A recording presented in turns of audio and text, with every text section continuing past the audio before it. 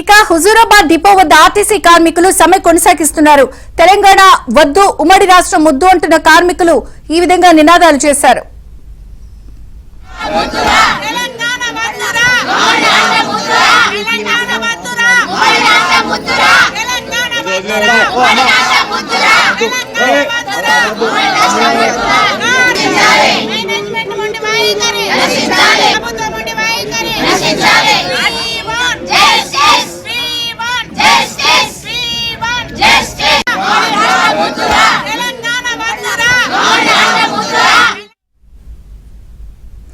ఇక హుజూరాబాద్ డిపో నుంచి పోలీసు రక్షణలో రోడ్డుపైకి బస్సు వచ్చింది.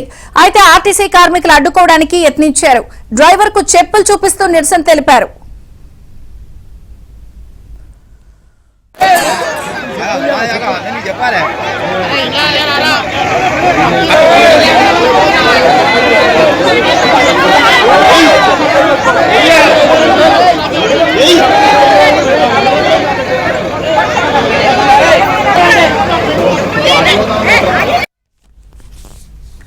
కరీంనగర్ లో ఆర్టీసీ కార్మికులు సమ్మె గురించి మరింత సమాచారం మా ప్రతినిధి శ్రీనివాస్ అందిస్తారు. ఓటీవీ శ్రీనివాస్.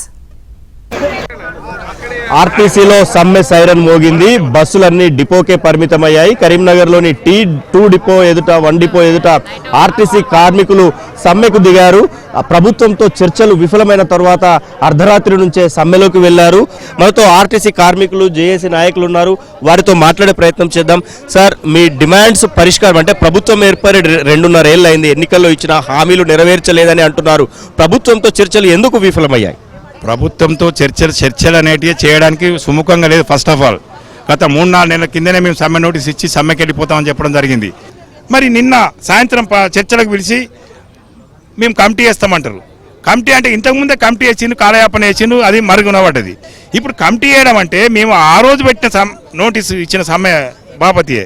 దానికి కమిటీ ఏముంటుంది? సరే, ఇందులో ఏమైనా ఆర్థికపరమైన ఇబ్బందులు ఉంటే మరి ఆర్థిక పరమైన లేనటువంటి యూనియన్ ఉంది కదా, ఆ యూనియన్ ఇవ్వడానికి మీకు ఏం అభ్యంతరం నాకు చెప్పాలి.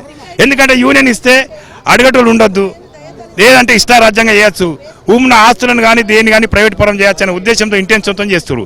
ఇప్పుడు జరిగే స్ట్రైకు ఇది వినూత్నమైనటువంటి స్ట్రైకు.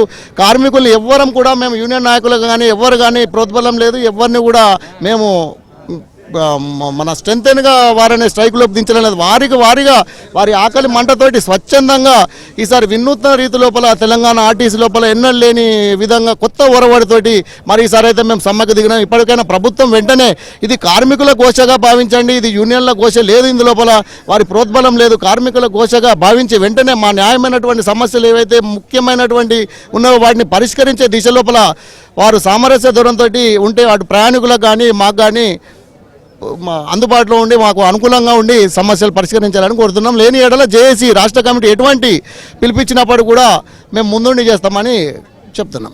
సో కార్మికులంతా కూడా అర్ధరాత్రి నుంచే డిపోల ఎదుట ఆందోళనకు దిగుతున్న పరిస్థితి కనిపిస్తోంది. డిపోల దగ్గర పోలీసులు కూడా పెద్ద ఎత్తున బందోబస్తు అయితే నిర్వహిస్తున్నారు.